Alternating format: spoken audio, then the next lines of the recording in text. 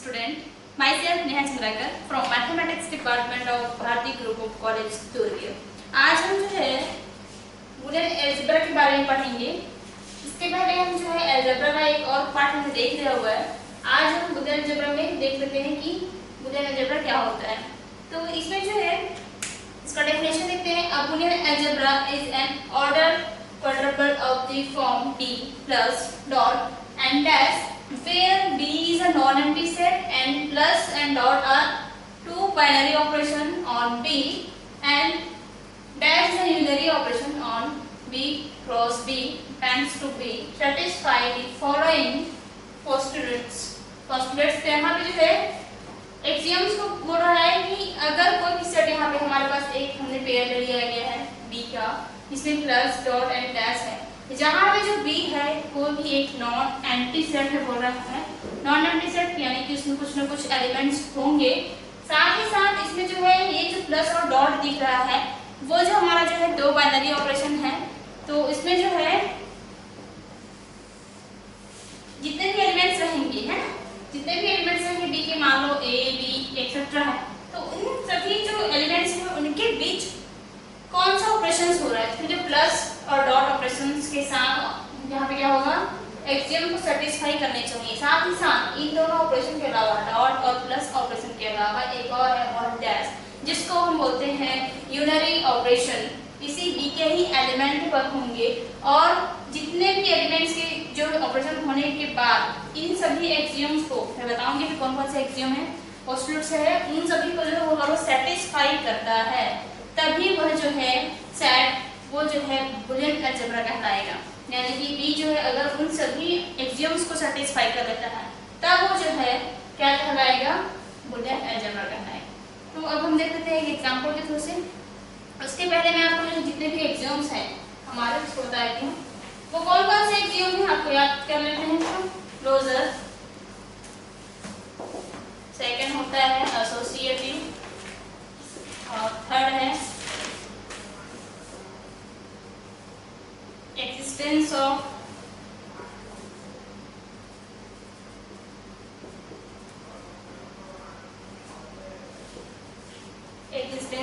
Identity,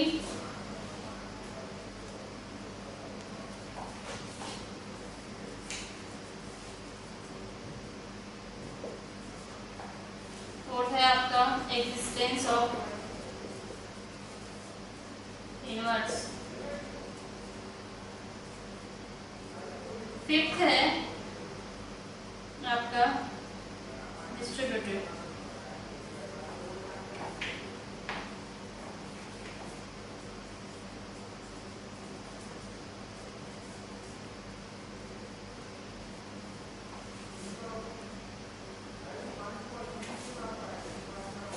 ये सारी चीजें हैं। अब यहाँ पे हमको जो है इनवर्स पे आपका जो है वही जो है इनवर्स, ये जो है आपका कॉम्प्लीमेंट्री भी बोलते हैं।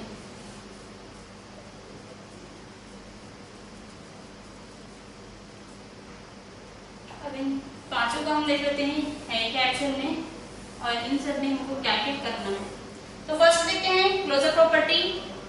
मान लेते हैं कि मेरे पास एक सेट B है, इसमें मैंने एलिमेंट दिया हुआ है a, b, c एक्सेट्रा, यहाँ तक मैंने लिया है z तक।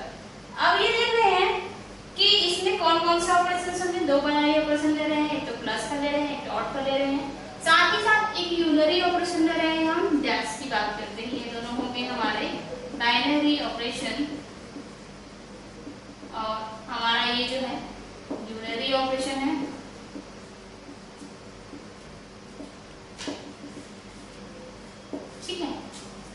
जितने भी एलिमेंट्स हैं उन सभी का इन तीनों ऑपरेशंस के साथ इन सभी एक्सियम्स को हम सेटिस्फाई कराएंगे एक एक करके। तो फर्स्ट हम देख रहे हैं क्लोजर प्रॉपर्टी। क्लोजर लॉ में क्या होता है, हमारे पास हमको दो एलिमेंट लेने हैं और उन दोनों एलिमेंट के एडिशन और मल्टीप्लिकेशन भी उसी में ही होनी चाहिए, तभी जो क्लोजर प्रॉपर्टी क्लोजर लॉ या एक्सियम जो है सेटिस्फाई करेगा। मान लेते हैं हमारे पास जो p है इसमें मैंने a to z एलिमेंट लिए हुए हैं। मैं दो एलिमेंट की बात करती हूँ, वो मैंने लिया है a और b की बात कर रही हूँ। मान लेते हैं कि a और b जो है वो कैपिटल B हमारे सेट मैंने लिया है उसमें है। तो इसका जब हम एडिटिव की बात करती हैं हमें कौन सा यहाँ पे ऑपरेशन करेंगे, प्लस वाला ऑपरेशन करेंगे। तो a प्लस बी भी उसी b में होने चाहिए। जब मैं यहाँ पे मल्टीप्लिकेटिव की बात करती हूँ तो a इंटू बी भी उसी में ही होना चाहिए। एक एग्जाम्पल के क्वेश्चन में बताया इसी में ही मान लेते हैं। अब मैं डिजिट फॉर्म में बताती हूँ। यहाँ पे मैंने एक सेट लिया है b, मेरे पास यहाँ पे एलिमेंट है 1 2 3 अप टू 10 तक के एलिमेंट्स मैंने ले लिए हैं। अब क्लोजर प्रॉपर्टी के लिए भी मैंने बताया 2 एलिमेंट्स लेते हैं। तो यहाँ पे जो है 2 एलिमेंट्स मैं ले लेती हूँ 1 2। तो यहाँ पे मैंने लिया एक एग्जांपल में लिख रहे हैं 1 और 2 अगर b में बिलोंग करते हैं तो 1 प्लस 2 कितना हो गया, वो 3 भी इसी एलिमेंट में है, यस है, हमको दिख रहा है।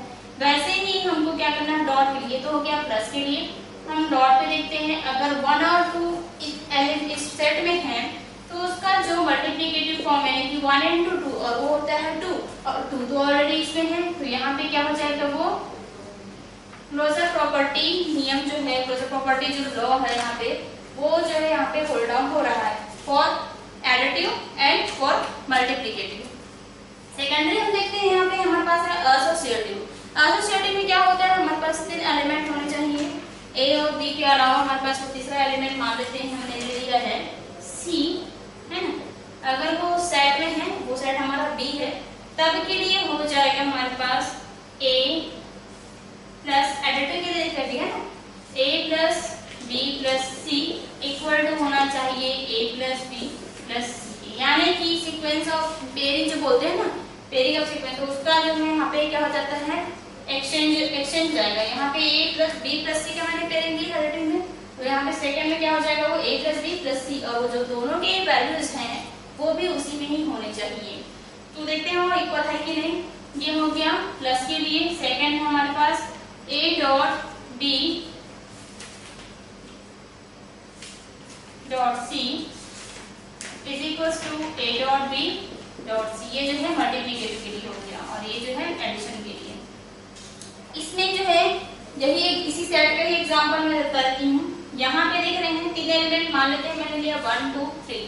तो 1 प्लस 2 प्लस 3 कितना हो गया, 2 प्लस 3 हमारे पास 5 हो गया, 5 प्लस 1 हो गया हमारे पास 6। इसी का ही मैं यहाँ पे देखती हूँ 1 प्लस 2 प्लस 3 देखती हूँ अलग पेयरिंग में राइट हैंड साइड के लिए, जैसे कि मैंने यहाँ पे फर्स्ट वाला टर्म 1 प्लस 2 प्लस 3 ले लिया है, ठीक है। राइट हैंड साइड वाले करते हैं 1 प्लस 2 प्लस 3, तो यहाँ पे 1 प्लस 2 क्या हो जाएगा हमारे पास 3 और 3 प्लस 3 हो गया यहाँ पे 6। तो ये दोनों जो है इक्वल हो रहा है और हम ये देख रहे हैं कि ये तीनों एलिमेंट्स है वो बी में थे, तो हमने लिया था 1 2 3 को, और जो आंसर मिल रहा है वो एलिमेंट भी हमारे पास उस सेट में है। मैंने लिया 1 2 यहाँ पर 10 तक के 6 वो भी है हमारे पास। साथ ही साथ डॉट के लिए देख लेते हैं, तो यहाँ पे जो है a dot b dot c is equal हो जाएगा a dot b dot c के। यहाँ पे एग्जांपल इसी में ही डॉट के लिए देख लेते हैं। तो 1 डॉट 2 डॉट 3 हमारा हो गया 2 डॉट 3 6 6 into 1 6 हो गया। फिर लेते हैं 1 डॉट 2 डॉट 3 यहाँ पे 2 2 into 3 हो गया 6। तो ये मल्टीप्लिकेटिव के लिए यहाँ पे फॉलो अप हो रहा है। तो एसोसिएटिव प्रॉपर्टी यानी कि एग्जाम जो वो भी होल्ड डाउन होगा। थर्ड में देखते हैं एक्जिस्टेंस ऑफ आइडेंटिटी। तो आपको पता ही होगा आइडेंटिटी एलिमेंट क्या होता है। अगर हम किसी भी सेट के एलिमेंट को किसी एक आइडेंटिटी एलिमेंट के साथ ऐड या मल्टीप्लिकेटिव करते हैं तो वही एलिमेंट मिलता है जो उसका मूल एलिमेंट यानी कि जो फाइनल एक्चुअल एलिमेंट है वो मिलता है। तो यहाँ पे हमने लिया है सपोज आपको पता ही है 0 को मैं अगर किसी के साथ भी ऐड करती हूँ तो वही एलिमेंट मिलता है। इसका मतलब ये है कि जो 0 है वो एक एडिटिव आइडेंटिटी है। तो यहाँ पे मान लेते हैं a कोई एलिमेंट है b का और 0 भी उस एलिमेंट उसका जो है क्या है यहाँ पे एलिमेंट हो, तो क्या हो जाएगा a प्लस 0 a ही होगा, या फिर बोल सकते हो 0 प्लस a वो भी a ही होगा। तो यहाँ पे जो 0 है वो क्या होता है एडिटिव आइडेंटिटी एलिमेंट हो जाएगा उस सेट के लिए।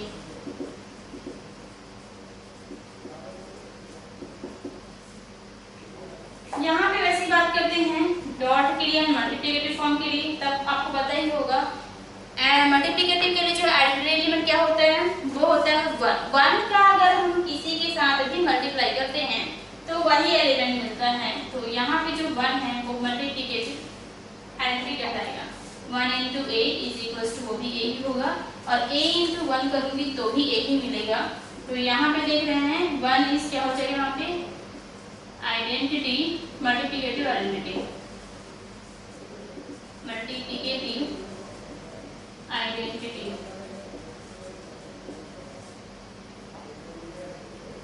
इनवर्स या फिर इसको बोलते हैं कॉम्प्लीमेंट्री लॉ।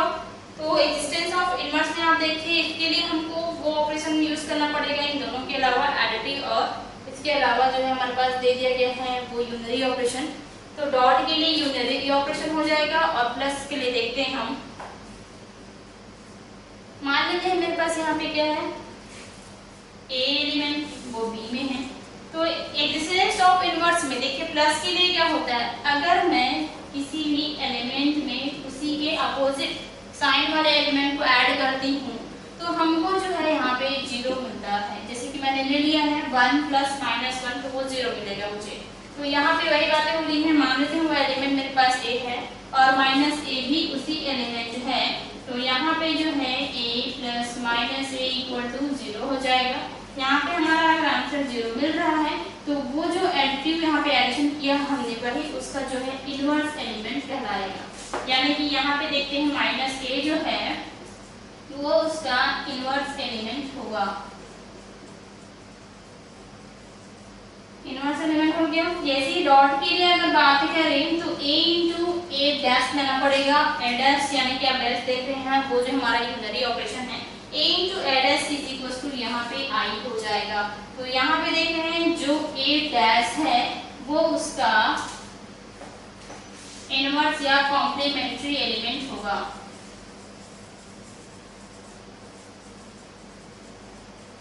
तो आपको याद रखना पड़ेगा प्लस वाले के लिए यहाँ पे माइनस हो जाएगा और माइनस ही उसका इनवर्स एलिमेंट होगा। और यहाँ पे जो डॉट वाले के लिए है उसमें डैश लेना पड़ेगा और उसका जो डैश वाला जो एलिमेंट है वो उसके जो है एलिमेंट के लिए यानी कि ए के लिए क्या हो जाएगा वो हमारा जो है इनवर्स या कॉम्प्लीमेंट्री एलिमेंट होगा। फिफ्थ है हमारा डिस्ट्रीब्यूटिव। डिस्ट्रीब्यूटिव मतलब होता है उसको डिस्ट्रीब्यूट करना, बांटना। तो इसमें जो है हम देखते हैं ये जो है a इंटू बी प्लस सी, मान लेते हैं मेरे पास 3 एलिमेंट हो a b साथ ही c, वो अगर हमारे पास इसमें सेट b में है तो उसके लिए क्या हो जाएगा a dot b plus C. तो हम इसको डिस्ट्रीब्यूट करेंगे, बांटेंगे तो यहाँ पे कैसे हो जाएगा a into B plus B a into C. जो बांटने के बाद जो प्रोसीजर होता है उसके बाद देखेंगे कि दोनों जो है इक्वल है या नहीं। जैसे कि मैंने एक एग्जांपल ले लिया यहाँ पे और याद ही रखिएगा यहाँ पे होता है लेफ्ट डिस्ट्रीब्यूटिव प्रॉपर्टी होता है और यहाँ पे राइट होता है। तो मैंने यहाँ पे लेफ्ट को बांटा है, यहाँ पे देख रहे हैं आप, है ना। तो a into B plus a into C हो गया for all a b and c is element of b। यहाँ पे आप एग्जांपल में देख सकते हैं 1 2 3 अब तो मैंने 10 एलिमेंट लिए हुए हैं। तो यहाँ पे क्या हो जाएगा 1 into 2 plus 3 is equal to यहाँ पे हो जाएगा 1 इंटू 2 प्लस 1 इंटू 3, 2 प्लस 3 हो गया आपका 5, 5 इंटू 1 हो गया आपका 5। यहाँ पे देखिए 1 इंटू 2 2 हो गया और 1 इंटू 3 हो गया आपका 3, तो 2 प्लस 3 वो भी हो गया आपका 5। तो ये हो गया आपका लेफ्ट डिस्ट्रीब्यूटिव प्रॉपर्टी, दोनों जो है इक्वल होने चाहिए। तो यहाँ पे ये हो रहा है, होल्ड ऑन कर रहा है फॉर लेफ्ट डिस्ट्रीब्यूटिव, ये कहलाएगा। सेकंड होता है राइट डिस्ट्रीब्यूटिव। मैं इसलिए बताया कि राइट डिस्ट्रीब्यूटिव को ही a plus B dot B plus C, तो पहले लेना है डॉट a।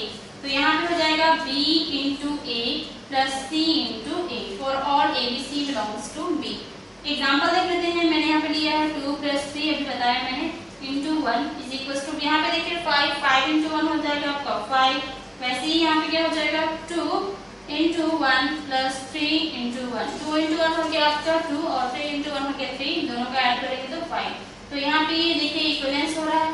तो राइट डिस्ट्रीब्यूटिव प्रॉपर्टी भी यहाँ पे लॉ जो है एक्सियम वो भी होल्ड ऑन हो रहा है। तो आपको जो है इन सभी एक्सियम्स को याद रखना पड़ेगा, बहुत ही इजी तरीके से आप कर सकते हैं। और एक एग्जांपल के थ्रू से आप समझिए ताकि आपको अच्छे समझ में आ जाएगा उससे।